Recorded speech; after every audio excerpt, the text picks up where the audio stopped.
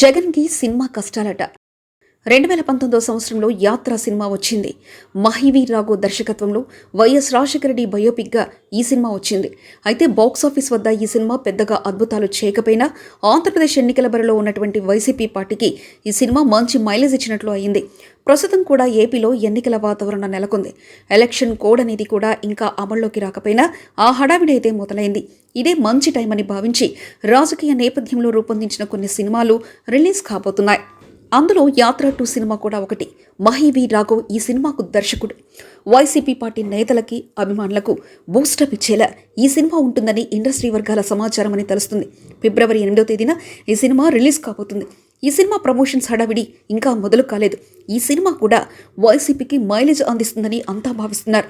ఇది పూర్తిగా ఏపీ ముఖ్యమంత్రి జగన్మోహన్ రెడ్డికి పాజిటివ్గా ఉండే సినిమా కావడమే దానికి కారణమని చెప్పాలి.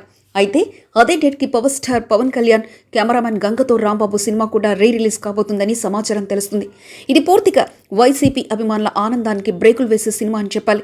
ఎందుకంటే ఈ సినిమాలో పొలిటికల్ సెటైర్స్ చాలా ఉన్నాయి. ముఖ్యంగా అలాంటి వాటికి ఓటేస్తే నీ కరెంటు బిల్లు పెరిగిపోద్ది, నీకు దూరం తీరిపోద్ది వంటి జనాలను ప్రభావితం చేసే డైలాగులు ఈ మూవీలో బలంగా ఉంటాయి. రిలీజ్ సినిమాలకు సోషల్ మీడియాలో ఉండే హడావిడి అంతా ఇంత కాదు. ఈ విషయం అందరికీ తెలుసు కాబట్టి సోషల్ మీడియాలో ఈ సినిమా మార్మోగడం ఖాయమనిపిస్తుంది. ఈ సినిమాపై యాత్ర 2 దెబ్బపడే అవకాశాలు కూడా లేకపోలేదు. జగన్ ఎన్నికల్లో గెలవడానికి ఓ గట్టి ప్రచారంలాగా ఉపయోగపడే ఈ సినిమాకి అడ్డుకట్ట వేసేందుకు కౌంటర్గా పవన్ కళ్యాణ్ తన కెమెరామ్యాన్ గంగతో రాంబాబు సినిమాతో రాబోతున్నాడు. మరి ఏమవుతుందో చూడాలి. మరిన్ని కథనాల కోసం సబ్స్క్రైబ్ చేసుకోండి మీ అక్షర శిల్పం.